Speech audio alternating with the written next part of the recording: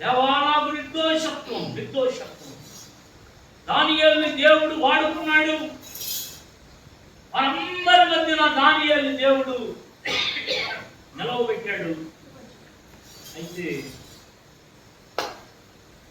నేను నిర్దోషంగా కనబడ్డా. పాపముల నుండి, దోషముల నుండి ఎవ్వరు ఎగ్జామ్షన్ కాదు, అందరూ విడుదల పొందవలసిందే. అయితే ఈ యొక్క నిర్దోషత్వం మనకు ఎలా వస్తుంది? నిర్దోషత్వాన్ని ఎలా పొందుతాం? దేవునికి ఇష్టలుగా మరింత దగ్గర మన వయస్సు పెరిగే కొద్దీ, రాకడ సమీపమయ్యే కొద్దీ నిర్దోషత్వం ఎలా వస్తుంది? కొరింథీయులకు రాసిన 2వ పత్రిక 1వ అధ్యాయం 12వ వచనాన్ని చదివితే అక్కడ వాక్యం సెలవిస్తా ఉంది.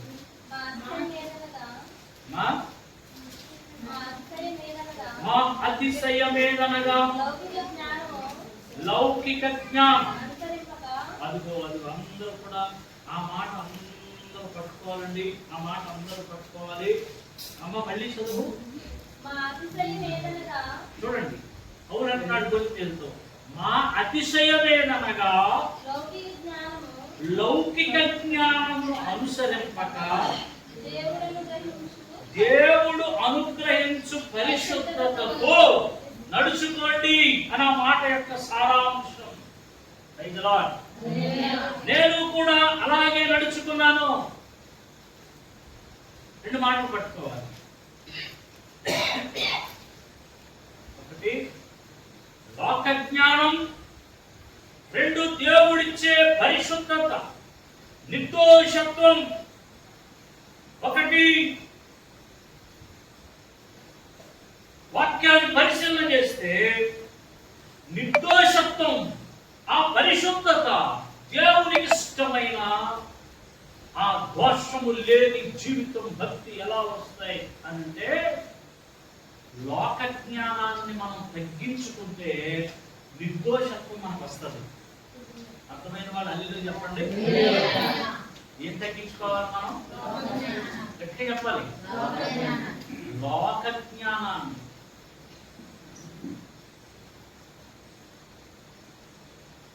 దైవ జ్ఞానం, లోక జ్ఞానం.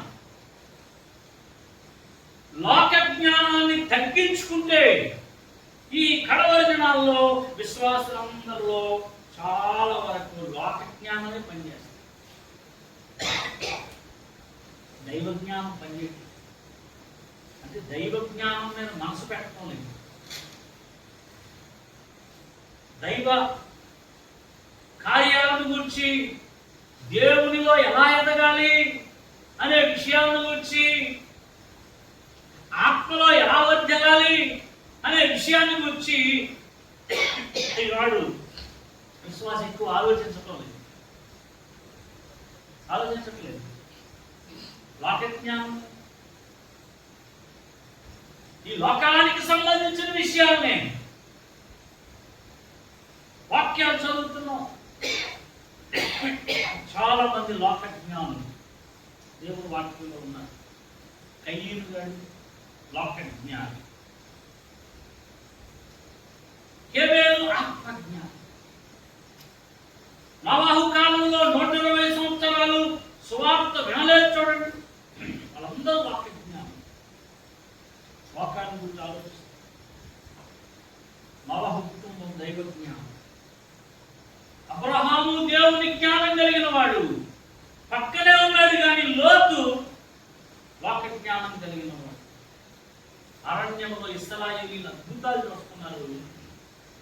కానీ కొంతమంది, చాలా మంది ఆకులు రాలిపోయినట్టుగా రాలిపోయారు. లోక జ్ఞానులు. దేవుడున్నాడు, వాక్యం ఉంది, అయినా లోకానుసారంగా ఆలోచించేవాడు, లోకాన్ని గురించి ఆలోచించేవాడు. 3.5 సంవత్సరాలు యేసయ్యతో ఉన్నాడు. కానీ 3.5 సంవత్సరాలు ధనము గురించి ఆలోచించాడు ఇస్కరియోతు యోధ. లోక జ్ఞానం. చాలా ఉపమానాలు ఉన్నాయి. లాజరు ఉన్నాడు, ధనవంతుడు ఉన్నాడు. ఆ ధనవంతుడు లోక జ్ఞానం, దేవుని గురించిన ఆలోచన లేదు. దేవుని గురించిన ఆలోచన లేదు. నాడు విశ్వాసులు కూడా, దేవుని ప్రజలు కూడా లోకాన్ని గురించి ఎక్కువ ఆలోచిస్తారు. ఎలా ఉంటే మేము హ్యాపీగా ఉంటాం, ఎలా ఉంటే మేము సంతోషంగా ఉంటాం, ఎలా ఉంటే లగ్జరీగా ఉంటాం. ఈ లోకాన్ని గురించిన విషయాలు మనుషుల్ని దేవుని ముందు దోషులుగా నిలబెడతాయి. అది చెప్పండి. మనం చాలా గంభీరంగా పాడతాం. అదే అదే పాడండి. మా పాట ఎలా పాడాలి? భయం వేసేది ఎలా పాడాలి? పాడు.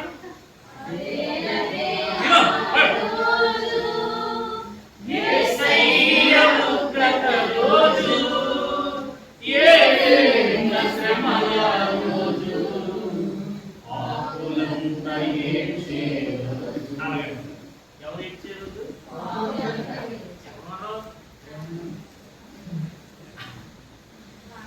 పాపులు ఇంట్లో ఉన్నారు. మళ్ళీ ఎవరినో ఎవరి గురించో పాడతాం. విచారులు ఏడ్చే రోజు, మోసగాళ్ళు మసిలే రోజు, దొంగల దొరిలే రోజు, ఇవన్నీ పాడతాం కదా. అంటే ఆడే మనకు పాటల కంటే వాళ్ళకి కూడా పాపులంటే ఎవరంటే విచారులు, పాపులంటే ఎవరంటే దొంగలు, పాపులంటే ఎవరంటే మోసం చేసిన వాళ్ళు. నో నో నో నో, వాళ్ళే దోషులు, వాళ్ళే దోషులు అని అనుకుంటున్నాం మనం. మన బుద్ధి చెప్తున్నాం మనం. కానీ చదివిన వాక్యం ఏం చెప్తుంది తెలుసా? మనకి లోక జ్ఞానం ఎక్కువ అయిపోయినా దోషులు అయిపోతాం. అది దోషమేనంట.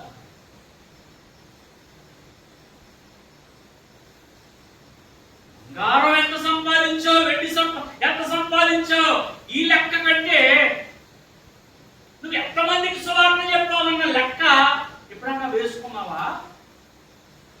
ఎంతమంది రక్షించావన్న లెక్క ఎప్పుడైనా వేసుకున్నావా? మరి మనలో లోక జ్ఞానం పనిచేస్తుందా, దైవ జ్ఞానం పనిచేస్తుందా? ఆలోచన చేయాలి. ఎంత ఇల్లు కడుతున్నాం, ఇదే చేస్తున్నాం, కానీ దేవుని పని ఎంత చేస్తున్నాం అన్న పేరు ఎంత వేసుకున్నాం? ఆత్మ సంబంధమైన ఆలోచనలు ఎంతమందికి ఉన్నాయి? దేవుని సన్నిధిని గురించి, దేవుని సేవను గురించిన ఆలోచనలు మనలో ఎంతమందికి ఉన్నాయి? ఎప్పుడు చూసినా ఉదయం లేచిన దగ్గర నుంచి ఏమి సంపాదిద్దాం, ఏమి చేద్దాం, ఎంత మిగులుద్దాం, ఎంత లగ్జరియస్ గా ఉందాం. లోక జ్ఞానం శ్రేష్టమైన దానిని దేవునికి అర్పించుదాం అని ఆ హేబేల్ బయలుదేరుతా ఉంటే, పండిన దానిలో ఎవరు పోతే బాగోదని కొంత తెచ్చి అక్కడికి చేసిన వాడు ఎవరు? లోక జ్ఞానం.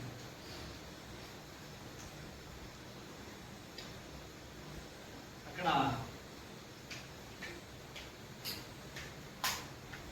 ఆ వాడ కట్టేటప్పుడు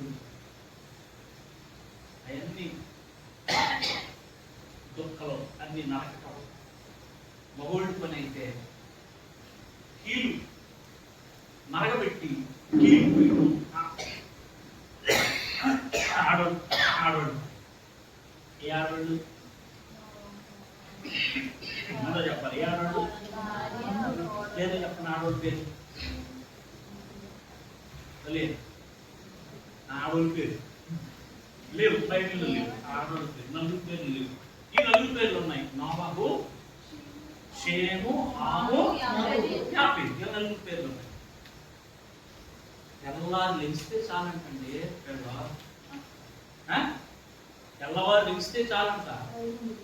అడవికి పోవాలి, తీసుకురావాలి. దేవుడు చెప్పిన లెక్క ప్రకారం ఆ కమ్ములు కొయ్యాలి, దూరాలు కొయ్యాలి. దేవుడు చెప్పిన లెక్క ప్రకారం ఇదిగో 120 సంవత్సరాల కల్లా నరుల ఆయువు అయిపోబోతా ఉంది దేవుడు చెప్పాడు. ఆవిడ ఇప్పటికి 40 అయిపోయింది, 50 అయిపోయింది, దగ్గర అయిపోతుంది, టైం దగ్గర అయిపోతుందని చాలా ఆలోచన. ఈ ఆడవాళ్ళు ఏం చేసేవారంటే ఏదో బతకాలి కాబట్టి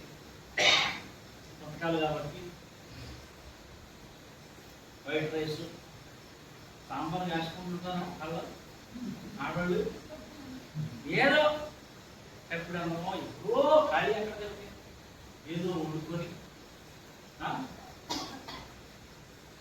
కీలు నరగబెట్టి దుఃఖం పోయలేదు కదా ఈ ఆడవాళ్ళు కీలు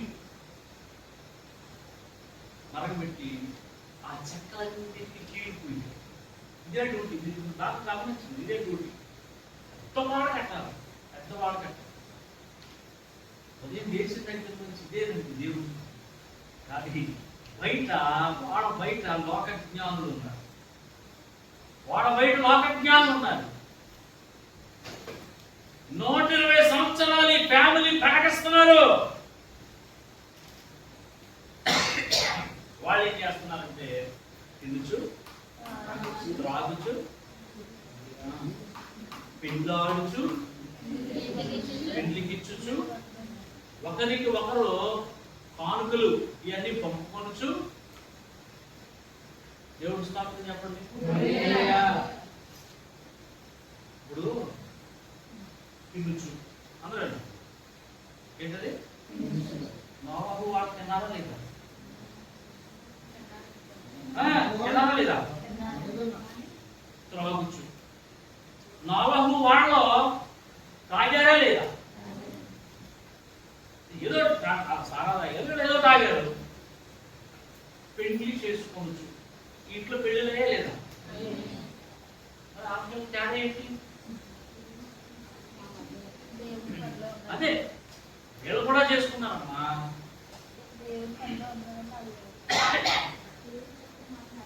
గమనించాలి, వీళ్ళు దైవికమైన జ్ఞానంలో ఉన్నారు, వాళ్ళు లోక జ్ఞానంలో ఉన్నారు. 120 సంవత్సరాలు లోక జ్ఞానంలో ముదిరిపోయి ఏమి తిందాం, ఏమి తాగుదాం, ఇదే ఆలోచన. ఆల్రెడీ పేరంటే అర్థం చాలా మందికి, ఆల్రెడీ పేరైతే ఎళ్ళబుద్దామని చాలా మందికి. అందే తప్పులేండి. ఈ పిక్కల పేరు చెప్పి మనం బైబిల్ స్టడీ లాపటం 3 నెలలు, పిక్కల పేర్లు చెప్పి ఆల్రెడీ పేరు లాపటం, ఏదో కోటాలు ఆపటం, పిక్కల పేర్లు చెప్పి ఎవరు రాజులే అమ్మా నీకు వచ్చి నెల పెట్టుకున్నాంలే అని నేను వాయిగా ఇవ్వటం మన తప్పే. లోక జ్ఞానం మనల్ని దోషులుగా చేసేస్తుంది. ఆత్మజ్ఞానంతో మనం ముందుకు వెళ్తాం. అద్భుతమైన వాక్యాలు. అంటే ఎవరు దోషులైపోతారో తెలుసా? ప్రకటన గ్రంథము ఆ మాట చదవడం ముగిస్తాను. 14వ అధ్యాయం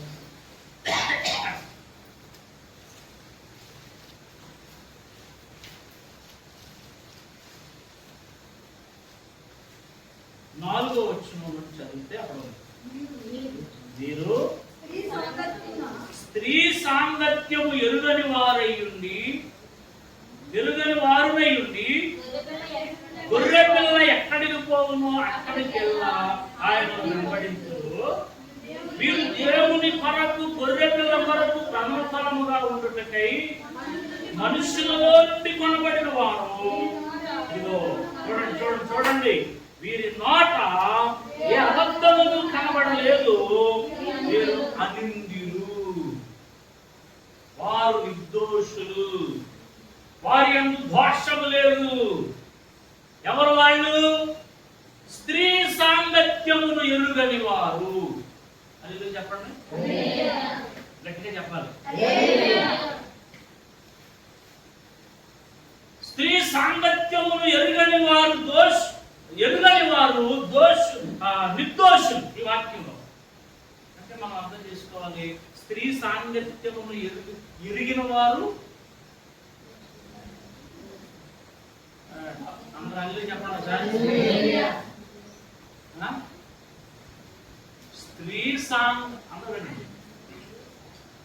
స్త్రీ సాంగత్యమును ఎరుగని వారు, ఇక్కడ దోషము లేని వారు. Right, clear. క్లియర్ కదా? స్త్రీ సాంగత్యమును ఎరుగని వారు నిర్దోషులు. మరి స్త్రీ సాంగత్యమును ఎరిగిన వారు గట్టి చెప్పండి, దోషులేనా? బాబోయ్ బాబు చెప్పండి. మేము ఇక్కడ నలుగురు మగోళ్ళు ఉన్నాం. అందరూ వస్తారు, అది చెప్పండి. మేము నలుగురు స్త్రీ సాంగత్యమును ఎరిగిన వారమా ఎరిగిన వారు? చెప్పాలా? ఎరిగిన వారమే. మరి మేము ఇప్పుడు దోషులమా నిర్దోషులు? అయితే మా పరలోకం నా తాలకేమో ఆవిడ తగులుకుంది, సీనికేమో ఈవిడ తగులుకుంది, నాకేమో ఆవిడ తగులుకుంది, ఈయనకేమో. ఇప్పుడు మేము పరలోకం వెళ్ళకపోవడానికి కారణం చెప్పాలి.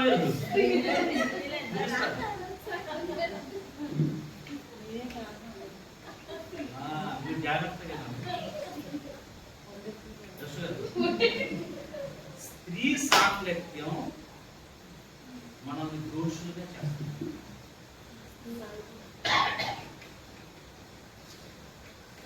అన్ని మర్మాలే, అన్ని మర్మాలే. అందుకే నేను ఎప్పుడు వాక్యం చెప్పినా ఫ్రెష్ ఫుడ్ అంటారు.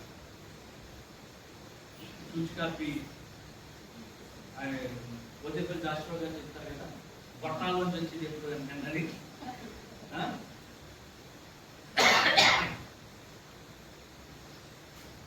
స్త్రీ సాంగత్యాన్ని ఎరిగిన వారు దోషులు. స్త్రీతో సాంగత్యం చేయకూడదు. ఎనబడవయ్య బాబు,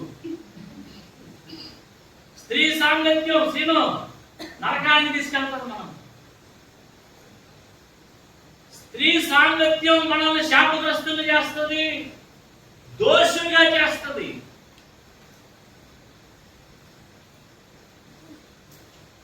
పేజీ తిప్పండి, 17వ అధ్యాయం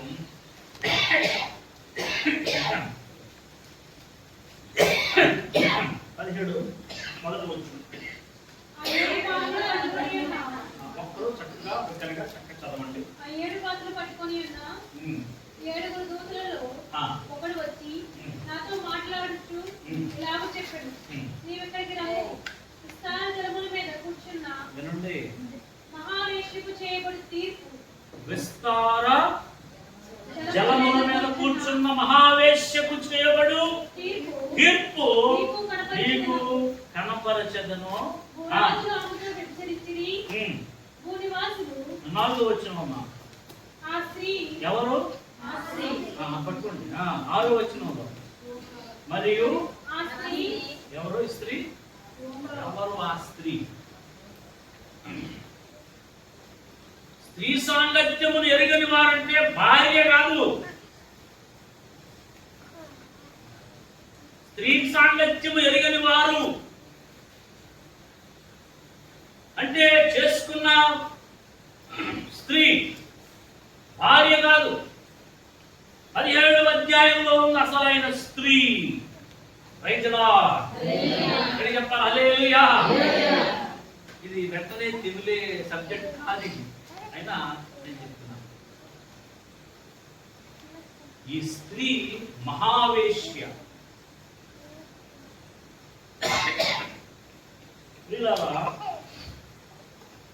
చాలా చదువుకుంటే ఈ 17, 18 అధ్యాయాల్లో ఒక స్త్రీ ఉంటుంది, 19వ అధ్యాయంలో ఒక స్త్రీ ఉంటుంది. ఆ స్త్రీ ఏమా 4వ వచనంలో ఏం చేస్తుంది? ఏమా ఆ స్త్రీ ఏమో ధూమ్రవర్ణ వస్త్రాలు ధరించుకొని తిరుగుతుంది. 19వ అధ్యాయము 8వ వచనంలో ఇక్కడ ఉన్న స్త్రీ ధరించుకోవడానికి ప్రకాశములు నిర్మలములైన సన్నపు నార బట్టలు ఆమెకు ఇయ్యబడెను. అవి పరిశుద్ధుల నీతి క్రియలు. ఇక్కడ ఒక స్త్రీ ఉంది, ఇక్కడ ఒక స్త్రీ ఉంది. సరే, ఇప్పుడు అందులోకి వెళ్ళొద్దు. సంఘం, స్త్రీ ఇక్కడ సంఘానికి సాదృశ్యంగా ఉంది. ఈ స్త్రీ పక్కనే ఈ స్త్రీ కూడా ఉంది. ఈ కడవరి దినాల్లో యోహాను గారికి బయలుపరచబడిన స్త్రీ దేవుని సంఘము అనే స్త్రీ 19వ అధ్యాయంలో కనబడుతుంది. దానికంటే ముందు మనం అస్సలు సాంగత్యము చేయకూడని స్త్రీ ఉంది. భూరాజుల్ని మోసం చేస్తుంది,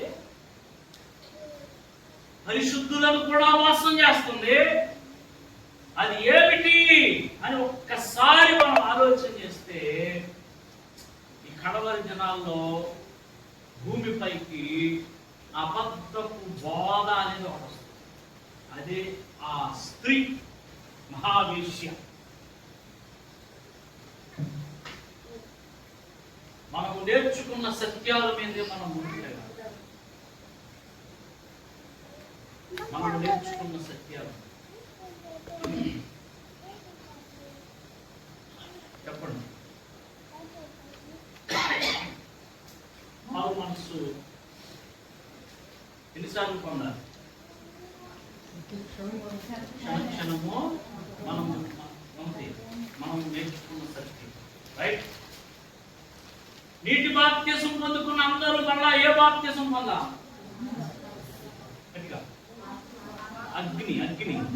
అగ్ని బాప్తిసాన్ని పొందాలి. నెంబర్ 2, సంఘము పరిచర్య సహవాసము ఖచ్చితమైన అర్పణలు, దశమ భాగ కృతజ్ఞత, పరమ ఫలముల అర్పణలలో కొనసాగాలి. రైట్ డాక్ట్రిన్, బోధలు.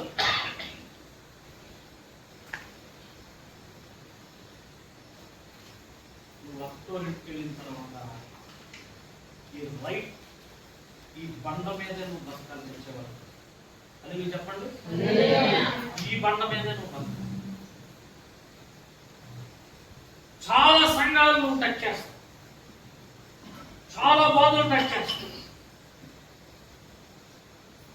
చాలా విచిత్రమైనటువంటి బాధలు, మనల్ని కన్విన్స్ చేయగలిగిన బాధలు వస్తుంది. ఎవరితో సాంగత్యం చేయకూడదు? ఆ స్త్రీతో మనం సాంగత్యం. ఆ అబద్ధ బోధ, నైస్గా వచ్చే బాధ. దేవుని వాక్యం చూడండి, చాలా మంది సమర్పించుకొని వస్తువులన్నీ తీసేస్తారు.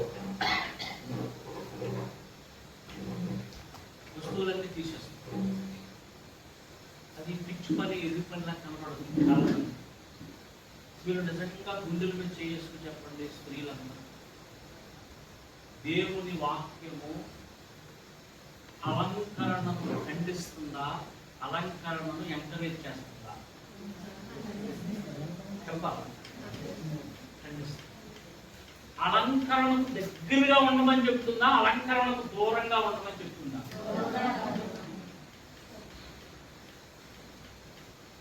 ఈ మధ్యన ఆ యూట్యూబ్ సెక్షన్లో మోడర్న్ దాంట్లో